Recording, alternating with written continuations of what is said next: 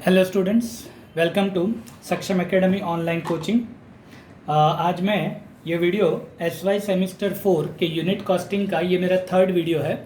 Already मैं 2 video upload कर चुका हूँ जिसमें मैंने रिस्पेक्टिवली 2 सम्स करवाए हैं और आज उसके थर्ड सम के लिए मैं ये वीडियो अपलोड करने जाने वाला हूँ। सुधीर प्रकाशन की बुक में से मैंने सम नंबर 13 सेलेक्ट किया है।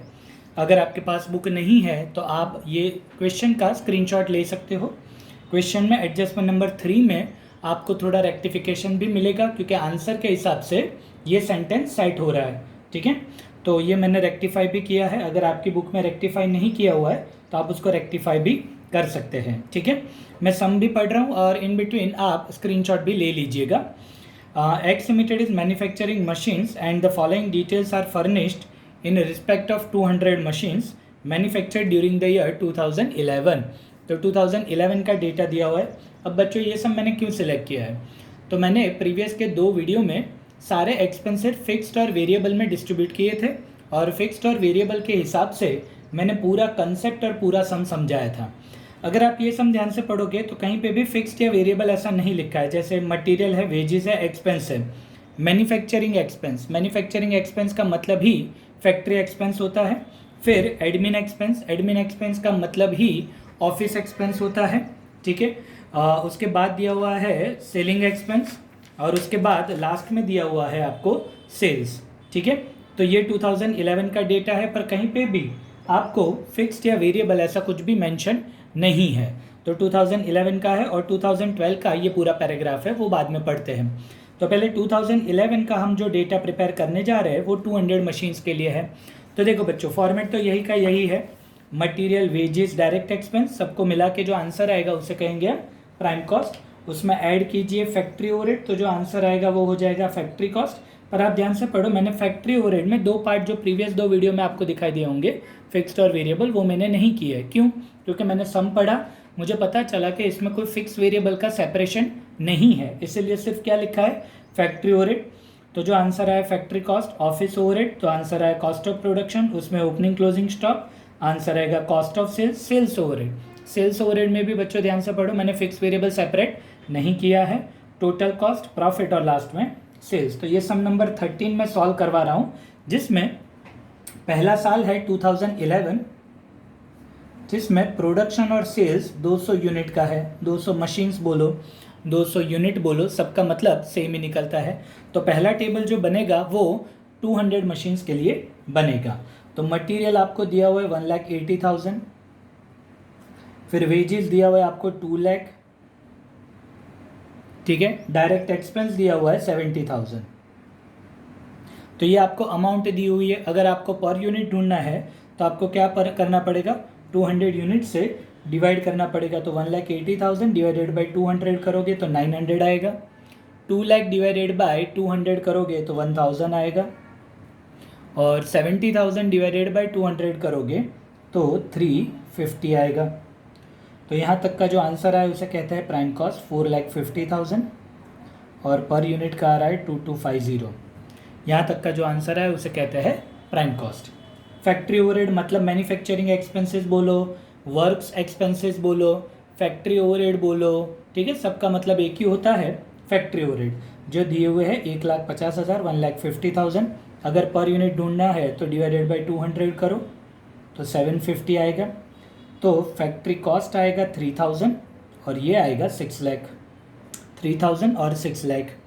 ऑफिस मतलब एडमिन हुआ, तो एडमिन ओवरहेड बोलो, ऑफिस ओवरहेड बोलो, सबका मतलब एक ही निकलता है। 2,10,000 is given in the question. Divided by 200 करोगे तो 1050 आएगा, 1050। तो यहाँ तक का जो आंसर आया उसे हम कॉस्ट ऑफ प्रोडक्शन कहते हैं 4050 और 8,10,000। ठीक है, चलो पहले साल में ओपनिंग क्लोजिंग नहीं है। कैसे पता चला कि यहाँ पे 200 यूनिट का प्रोडक्शन है और 200 यूनिट ही सोल्ड आउट हुआ है, मतलब ना कोई ओपनिंग है ना कोई क्लोजिंग है, इसीलिए मैंने डैश कर दिया। और ओपनिंग के बारे में तो वैसे भी कोई इन्फॉर्मेशन नहीं है। तो 4050 और 8,10,000। उसमें ऐड होता है सेल्स ओवरहेड। सेलिंग एक्सपेंसेस का मतलब ही सेल्स ओवरहेड होता है 90,000। वापस से डिवाइडेड बाई 200 करो तो 450 आएगा।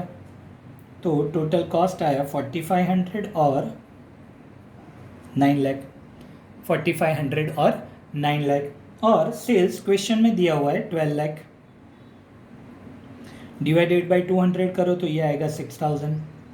तो जो डिफरेंस बचा ना अमाउंट में और पर यूनिट में, आपका प्रॉफिट निकल गया 1500 रुपये, 4500 और 6000 का डिफरेंस, और 9 लाख और 12 लाख का डिफरेंस आया 3 लाख। वो दोनों हो गए आपके पर यूनिट और अमाउंट में प्रॉफिट। तो पहले साल का टेबल तो वैसे भी नॉर्मली इजी ही होता है, जो मैंने यहाँ पे प्रिपेयर कर दिया। जो मेन टेबल है वो दूसरे साल का है, दैट इज़ 2012, दैट इज़ 2012। तो 12 में प्रोडक्शन कितना है, तो पैराग्राफ पढ़ो, पहली लाइन में लिखा है before first adjustment, during the year 2012 it is estimated that the production and sales will be of 300 machines. मतलब प्रोडक्शन और सेल्स दोनों 300 यूनिट्स है, मतलब जितने मैन्युफैक्चरिंग किए हैं उतने ही सोल्ड आउट किए हैं। ठीक है, चलो प्राइम कॉस्ट तक तो सारी डिटेल मैंने प्रीवियस 2 वीडियो में भी बताया था। प्राइम कॉस्ट तक की सारी डिटेल क्या होती है, वेरिएबल होती है। तो प्राइम कॉस्ट तक तो बाय डिफ़ॉल्ट वेरिएबल, भाई गुरु मंत्र में लिख देता हूँ, ऊपर मैं हर एक सम में लिखता हूँ। वेरिएबल मतलब कौन सा कॉलम देखने का, पर यूनिट, और फिक्स मतलब कौन सा कॉलम देखने का, अमाउंट। आप प्रीवियस 2 वीडियो भी देखोगे तो ये मैंने समझाया हुआ है। वेरिएबल मतलब पर यूनिट, फिक्स्ड मतलब अमाउंट। चलो, तो हमें तो अपने टेबल के ऑर्डर में ही जाना है, एडजस्टमेंट के ऑर्डर में नहीं जाना है। तो सबसे पहला है मटेरियल। मटेरियल के बारे में एडजस्टमेंट नंबर 1 लिखा है, पढ़ो क्या लिखा है। Price of material is expected to rise by 10%। क्या लिखा है, मटेरियल कितने परसेंटेज राइज हो रहा है, राइज मतलब इंक्रीज हो रहा है, बढ़ रहा है 10%। सवाल ये है 10% किस में बढ़ाओगे, 900 में बढ़ाओगे या 1,80,000। तो मैंने क्या समझाया था, प्राइम कॉस्ट तक सारे एक्सपेंसेस क्या होते हैं, वेरिएबल। वेरिएबल मतलब कौन सा कॉलम देखने का, पर यूनिट, मतलब जो 10% बढ़ाने हैं वो आपको किस में बढ़ाने हैं, पर यूनिट में बढ़ाने हैं। तो पर यूनिट 900 है, उसमें 10% बढ़ाओगे तो 990 आएगा। ठीक है, और उसका अमाउंट ढूंढना है तो मल्टीप्लाई विथ 300 करो, 990 मल्टीप्लाई विथ 300, तो आपको उसकी अमाउंट मिल जाएगी जो आ रही है 2,97,000, 2,97,000। ठीक है, चलो फिर वेजेस और एक्सपेंसेस के बारे में कुछ लिखा हो तो वो भी सॉल्व करेंगे, वेजेस और एक्सपेंसेस के बारे में। तो पढ़ो, एडजस्टमेंट नंबर 2 में लिखा है, क्या लिखा है एडजस्टमेंट नंबर 2 में, direct wages and direct expense will increase bye 20%, और बाजू में एक वर्ड और लिखा है 20% के बाजू में पढ़ो पर यूनिट। वैसे भी अगर पर यूनिट वर्ड नहीं भी होता तो भी प्राइम कॉस्ट तक सारे एक्सपेंस वेरिएबल, वेरिएबल मतलब पर यूनिट ही कॉलम पकड़ना पड़ता है। तो पर यूनिट में ये कॉलम पढ़ो 1000 रुपीज़ है, उसमें 20% बढ़ रहे हैं तो 1200 हुए, 1200, और डायरेक्ट एक्सपेंस भी 20% बढ़ रहे तो 350 है, उसमें 20% बढ़े, दैट विल बिकम 420। 350 में आप 20% बढ़ाओ तो 420 आ जाएगा। Now for amount you have to multiply with 300, तो 1200 इंटू 300 विल बी 3,60,000, और 420 इंटू 300 करोगे तो अमाउंट आ जाएगा 1,26,000। 420 इंटू 300 अमाउंट विल बी 1,26,000। अब टोटल कीजिए, 990, 1200 और 420 सबका टोटल आ रहा है 2610, और अमाउंट का टोटल आ रहा है 7,83,000। 2610 एंड 7,83,000। अब ये सम करवाने के 2 पर्पस है। एक तो उसके बारे में जो फैक्ट्री ओवरहेड के बारे में एडजस्टमेंट है वो बहुत रेयर सम में आता है, मतलब वो ऐसा टॉपिक है जो फिक्स वेरिएबल से हटके है। तो 1 पर्पस इज कि भाई इस सम में फैक्ट्री ओवरहेड कैसे समझाया जाए, और दूसरा पर्पस ये था कि मैंने प्रीवियस दोनों वीडियो में फिक्स्ड वेरिएबल के कंसेप्ट एक्सप्लेन करने का ट्राई किया था। इस सम में फिक्स वेरिएबल नहीं है, तो बिना फिक्स वेरिएबल के भी सम्स हो सकते हैं और पूछे भी जा सकते हैं, वो समझाने के लिए ये सम लिया हुआ है। चलो, तो अब फैक्ट्री ओवरहेड के बारे में क्या लिखा है वो पढ़िए। एडजस्टमेंट नंबर 3 है, उसमें मैंने मॉडिफाई करवाया है, क्वेश्चन में थोड़ी सी मिस्टेक है वो मैंने रेक्टिफाई की है, अगर आपने स्क्रीनशॉट लिया है तो। अगर आपने स्क्रीनशॉट नहीं लिया है तो क्या चेंज करना है क्वेश्चन में वो मैं बोल रहा हूँ, आप ध्यान से सुनिएगा। एडजस्टमेंट नंबर 3 ये है, manufacturing expense will rise in proportion, जो मैं पहले अंदर लिखा है वो बोल रहा हूँ, in proportion to the combined cost of material and wages, material and wages. पर आंसर के हिसाब से कुछ ऐसा है जो आप सेंटेंस चेंज कर लीजिए। अब manufacturing expense will rise in proportion to the prime cost. To the के बाद प्राइम कॉस्ट वर्ड ऐड कर दीजिए आपकी बुक में, बाकी के सारे वर्ड्स कैंसिल कर दीजिए, टू दी प्राइम कॉस्ट। ठीक है, तो ये मैंने रेक्टिफाई करवा दिया। अब मैं समझाता हूँ इसमें करना क्या है। क्या कहा है कि फैक्ट्री ओवरहेड प्राइम कॉस्ट के प्रपोर्शन में बढ़ रहे हैं। फैक्ट्री कॉस्ट बढ़ रहे नेक्स्ट ईयर, वो पक्का है, पर कौन से प्रपोर्शन में? 10%, 20% वैसे नहीं बढ़ रहे।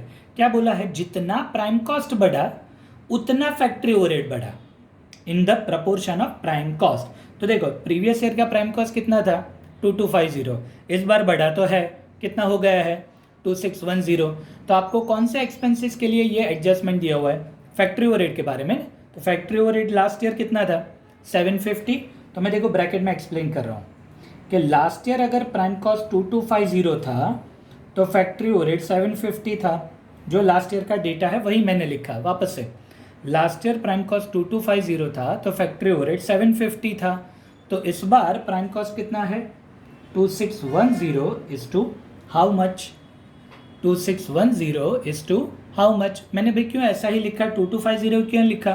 क्योंकि क्या लिखा था? In proportion to the prime cost. अगर मान लीजिए अगर क्वेश्चन में ऐसा लिखा होता तो कि भाई मटेरियल जितना बढ़ रहा है उतना बढ़ रहा है, तो मैं क्या स्टेप लिखता? देखो 900 मटेरियल है, इस बार कितना हो गया? 990। तो मैं क्या लिखता? 900 अगर मटेरियल है तो फैक्ट्री ओवरहेड 750, तो 990 इज टू हाउ मच? मतलब जिसके भी प्रपोर्शन में कहा जाता है उसके प्रपोर्शन के हिसाब से ये स्टेप रखना होता है। यहाँ पे कौन से प्रपोर्शन में दिया हुआ था? प्राइम कॉस्ट के प्रपोर्शन में। तो प्राइम कॉस्ट था 2250, तो फैक्ट्री ओवरहेड 750। ये प्रीवियस ईयर का डेटा है, तो इस साल का है 2610 इज टू हाउ मच? तो मैंने वो ब्रैकेट में लिखा है 2250 is to 750, 2610 is to how much? तो 2610 इंटू 750 डिवाइडेड बाई 2250 करोगे तो 870 इस बार का फैक्ट्री ओवरहेड मिलेगा। और अमाउंट के लिए you have to multiply with 300, so that will be 2,61,000। उसमें ऊपर वाली वैल्यू ऐड कर दीजिए 7,83,000, तो फैक्ट्री कॉस्ट आ रहा है 10,44,000। ठीक है, और पर यूनिट का टोटल आ रहा है 3480। ठीक है बच्चों, यहाँ तक आई होप कि समझ में आया होगा। वैसे मैं हर एक वीडियो में बोलता हूँ, शायद भूल भी जाता हूँ, पर आपको अगर कोई भी डाउट है वीडियो रिलेटेड तो आप कमेंट सेक्शन में लिख सकते हो कि भाई सर ये वापस से फैक्ट्री वर्ड कैसे किया नहीं पता चला, और कोई हिंट हो तो आप जैसे कमेंट करेंगे, जैसे मैं फ्री होता हूँ I will try to solve your doubts also. So write in comment section if you have any doubt. चलो उसके बाद ऑर्डर में आ रहा है ऑफिस ओवरहेड। तो ऑफिस ओवरहेड मतलब एडमिन ओवरहेड, जो एडजस्टमेंट नंबर 4 में लिखा है, admin expense will increase by 36,000। Admin expense will increase by 36,000। तो आई थिंक उसमें कोई डाउट नहीं है, 36,000 इज द अमाउंट। तो लास्ट ईयर अमाउंट थी 2,10,000, उसमें 36,000 बढ़ रहे हैं, तो अमाउंट हो जाएगी 2,10,000 है, उसमें 36,000 बढ़े तो 2,46,000 आ गए। और उसको अगर 300 से डिवाइड करोगे तो पर यूनिट आएगा 820। उसमें आगे की वैल्यू ऐड कर दीजिए, तो 4300 पर यूनिट का टोटल आ रहा है, और अमाउंट का टोटल आ रहा है 12,90,000। अमाउंट का टोटल आ रहा है 12,90,000। इसमें ओपनिंग क्लोजिंग स्टॉक नहीं है, ओपनिंग तो वैसे भी नहीं है, पर नॉर्मली जो हर एक सम में क्लोजिंग स्टॉक होता है वो भी इस सम में नहीं है। कैसे पता चला? तो पढ़िए पहली लाइन, प्रोडक्शन कितना था? 300 यूनिट्स, सोल्ड भी कितना था?